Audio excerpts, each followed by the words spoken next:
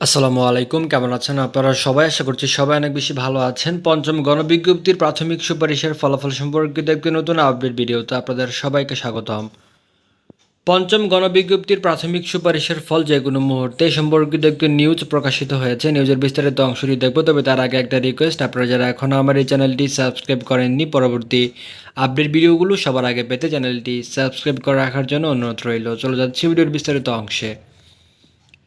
পঞ্চম গণবিজ্ঞপ্তির প্রাথমিক সুপারিশের ফল যে কোনো মুহূর্তে প্রকাশ করা হতে পারে। ফল প্রকাশের সব আনুষ্ঠানিকভাবে শেষ করার নির্দেশনা দেওয়া হয়েছে। মঙ্গলবার 11 জুন বেসরকারি শিক্ষক নিবন্ধন ও প্রত্যয়ন কর্তৃপক্ষের একাধিক সূত্র দ্য ডেইলি ক্যাম্পাসকে এ তথ্য নিশ্চিত করেছেন। নাম অপ্রকাশিত রাখার শর্তে এনটিআরসি এর সংশ্লিষ্ট শাখার এক কর্মকর্তা জানান, প্রাথমিকভাবে আগামীকাল বুধবার 12 জুন অথবা বৃহস্পতিবার 13 জুন পঞ্চম গণবিজ্ঞপ্তির প্রাথমিক সুপারিশের ফল প্রকাশের সিদ্ধান্ত হয়েছিল। ফল তৈরির কাজ পুরোপুরি শেষ হওয়ায় যে কোনো মুহূর্তে তা প্রকাশ করা হতে পারে।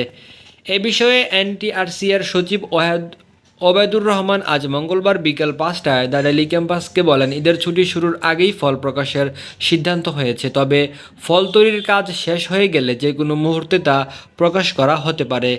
আজ মঙ্গলবার প্রাথমিক সুপারিশের ফল প্রকাশ করা হবে কিনা এমন প্রশ্নের জবাবে এনটিসিআর এর সচিব বলেন, আমি এই মুহূর্তে ঢাকার বাইরে রয়েছি, তাই এই বিষয়ে কোনো তথ্য দিতে পারছি না, তবে প্রাথমিক সুপারিশের ফল ঈদের আগেই প্রকাশিত হবে বলেও জানান তিনি। এর আগে গত 31 মার্চ বেসরকারি শিক্ষা প্রতিষ্ঠানে 96,736টি পদে শিক্ষক নিয়োগের গণবিজ্ঞপ্তি প্রকাশ করা হয়।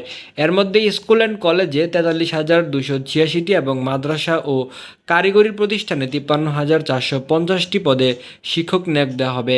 পঞ্চম গণবিজ্ঞপ্তিতে আবেদন গ্রহণ শেষ হয়েছে গত 9 মে। 10 মে রাত 12টা পর্যন্ত আবেদনের ফি জমা দিতে পেরেছেন আবেদনকারীরা।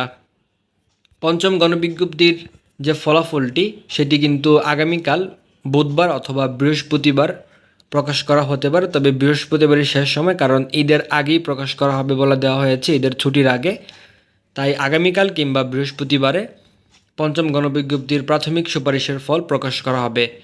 এটি ছিল আজকের মতো সর্বশেষ আপডেট। ভিডিওটি ভালো লাগে থাকলে একটি লাইক করে ভিডিওটি শেয়ার করে দিবেন। সবাই ভালো থাকবেন, সুস্থ থাকবেন। দেখা হচ্ছে নতুন কোনো ভিডিওতে। আসসালামু আলাইকুম।